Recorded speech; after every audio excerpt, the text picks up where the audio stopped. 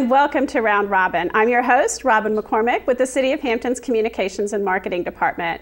And today we're going to talk about a special volunteer program for some of our senior citizens. It gets them out of the house, and it's a huge benefit to the community. It's called the Foster Grandparent Program.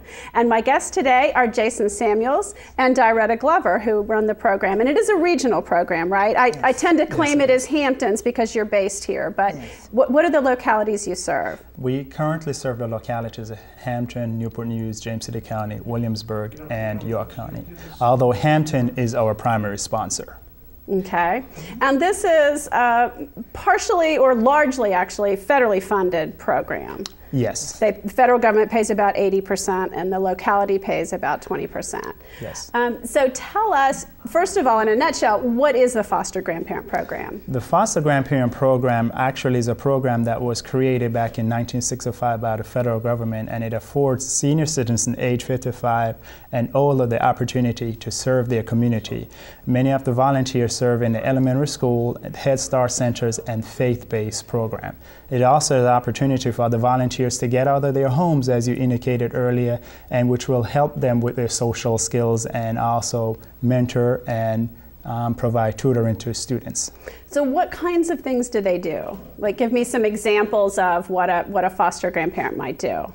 In the school setting, the foster grandparent normally goes over academic things such as ABCs, coloring, you know, the normal routines that the children have throughout the day. And the foster grandparents are there to encourage them and just, you know, let them know that they're doing a great job and to help maintain supplies. And they're basically an assistant to the teacher.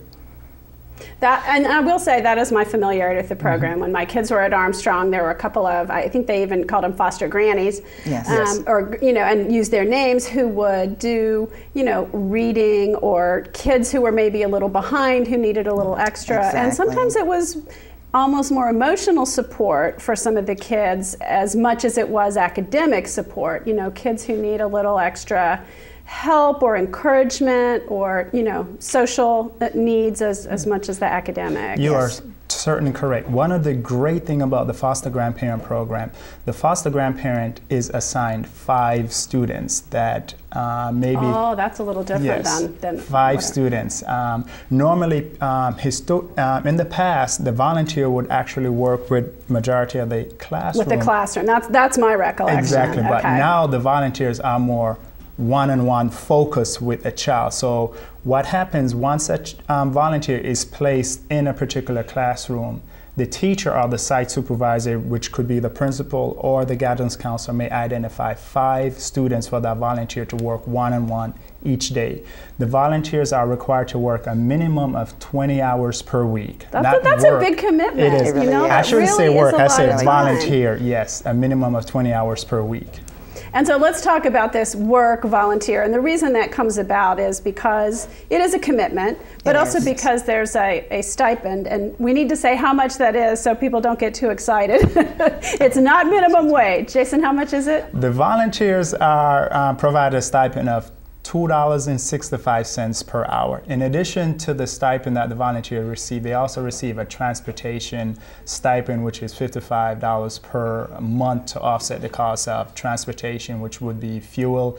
And also the stipend is also used to offset the cost of volunteering in the community. And there is a cost. And particularly, I think we should also say that the qualifications for this program are lower income seniors. Yes. So we are looking at people who, you know, maybe don't have the disposable income to get on a bus, or don't have a car, or need help with those transportations in order to volunteer, but they have something to give. Yes, they do. Yes, they do. And also, one of the great things about the Foster Grandparent Program, a lot of people talk about volunteering, an individual coming into a school volunteering, and then they get alarmed because we've heard so many negative things in the press more recently.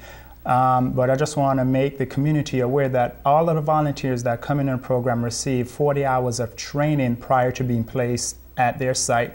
They also require to complete a criminal background check, a Child Protective Services check, and more recently an FBI check, fingerprint check. Yes, and we absorb all the costs for those checks. So there's no cost whatsoever to the volunteers that come on board. And there's ongoing training as well. They are required to have monthly training. So, you know, we just want to ensure that they're equipped to handle the environment that we set them in. Well, you know, school is a little different than it was in the day of someone who's, you know, maybe 70 years old. And I know they vary in age pretty widely. You probably have some that are in that 55 range, but I mean, certainly the ladies I remember were in their 70s. Right. Do people stay in this program for a while? Yes. We have volunteers that have served in this program for approximately 20 years. More recently, we had 2 volunteers that recently retired. Miss Bailey, who served in Williamsburg, she retired when she was 92. Oh my gosh. And we had another volunteer who also recently retired. She served until she was 93. And we currently have a volunteer on board that serves at the Downtown Child Development Center, and she is 94, and she has been with us for approximately 12 years.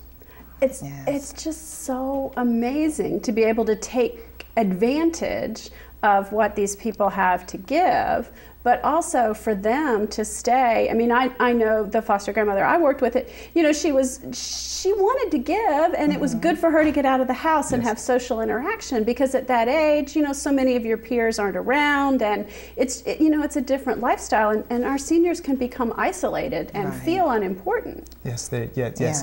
And that's the great thing about the program, that although the foster grandparents are given of themselves because they have so much to share, they also receiving so much from the children that they serve. Well, you know, children at that age, the Head Start age and the elementary school age, are very free with love and affection and hugs. I mean, it is just the most upbeat environment for a person to be in. I love when I go read to little kids through the Mayor's Book Club, and when I get that chance to do that, because it makes you feel good and hopeful and needed, and it's just exciting to be around that beginning of life and people really starting to learn and become the people that they're going to be. Yeah, and one of the great things about the program is sometimes we'll go into the school setting and we'll hear the entire school calling the grandparents granny, grandparent, grandmother.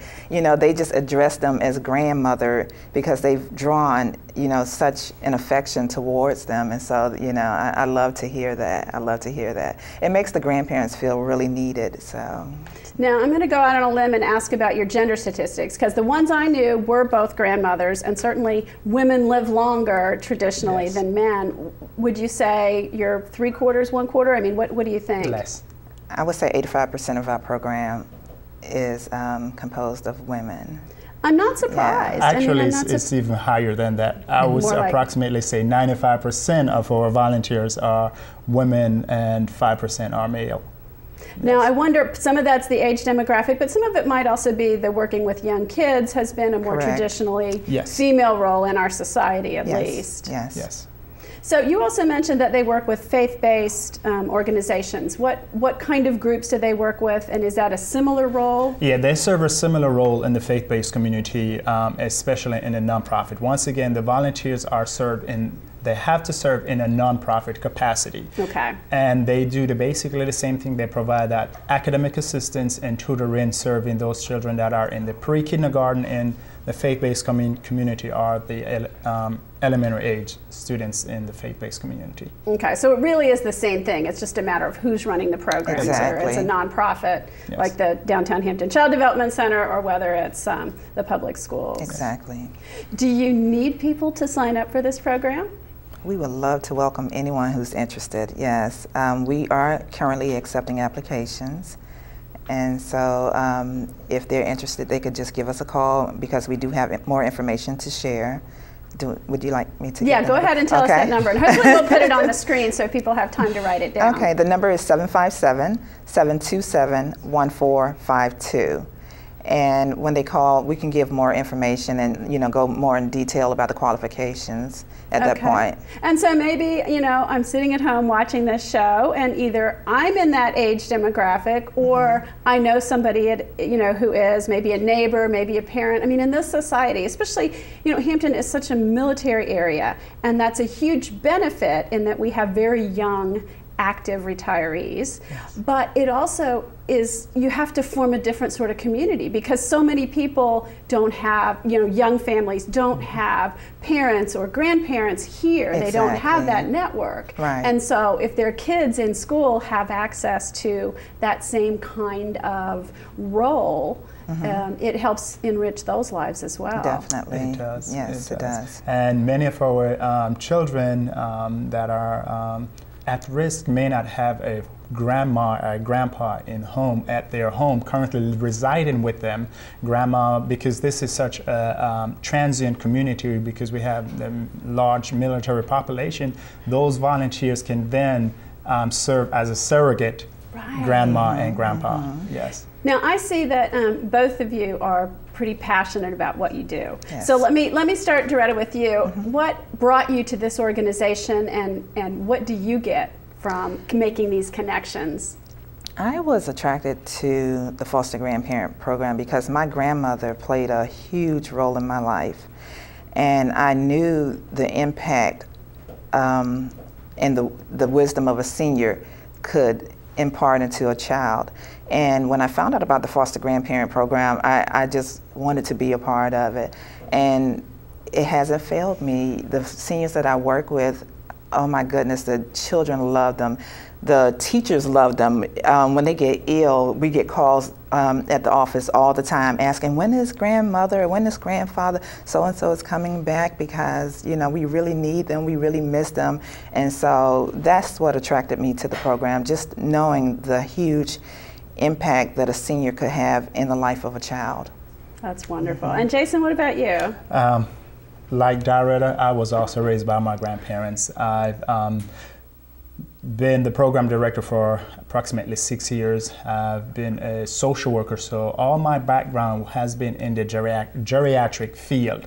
And when the opportunity came to serve as a program director, I jumped at the opportunity. And because you get to see a foster grandparent impact every single day, and that is so important, because it refills my cup to see the love that those volunteers share with not only the students that they serve or the children that they serve, but also the love they give to the staff and their commitment. And there are times when I visit a site, and they're sharing their stories with me, and they're saying that the grandmas and grandpas are so committed, and they're setting a precedent to also the staff. Although the staff is paid, but these volunteers are not paid. The volunteers are even committed. So they are setting an example for the staff that they work with. And it's just to receive that instant gratification. You see this on a daily basis. And so it really fills my cup every day to be the program director. And they love us too. When we have our meetings. When you say that, you're talking about the grandparents. The group, yes. When we have our meetings, I mean, we get so many hugs and sometimes kisses on the cheeks and little baked goods. I mean, it's Isn't just that special? Are your grandparents still with you? No, they're not. So you get that. They're surrogate, they're surrogate for me as well. Right. Yeah, so I just love the program. Well, it's wonderful. And you know, I don't do math very well in my head, so I'm just going to guesstimate here. But if you have, let's say you had about 65 people volunteering in the Hampton preschool and elementary school group. Yes. And what that means dollar-wise to the schools. I mean, if you were to be paying those people as teachers' aides out of tax revenues, I mean, I can't even calculate how many thousands of dollars this program is benefiting our children and our school system. Yes, it's a cost-saving program. Last fiscal year, the volunteers volunteered over 100,000 hours. Holy cow. Yes. Yes, so if you put that in... All right, so even if you said $10 an hour, yes, that cost is $1 million? That's going to be $1 million. That's $1 million. I've got to move that decimal point in my head. Yes. That is a tremendous benefit. It really is. It definitely is. Well, you know, I think so many people at home don't know about this program because really, unless you know a senior who's involved or are at your school with your child, you don't, and your school has that program, you don't see it. So today we want to get the word out there and let more seniors know how they can be involved.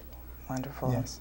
And Robin, I would like just to say thank you so much for the opportunity to speak to you about the Foster Grandparent Program and the opportunity to get the word out that this program is available in our community.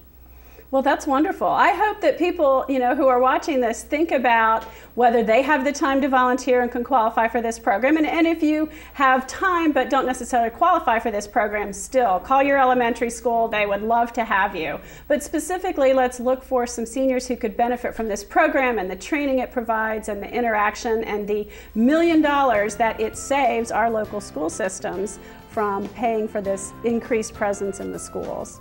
Thank you both for coming by. I have really enjoyed talking with you. Thank you so much. And thank you for watching this episode of Round Robin.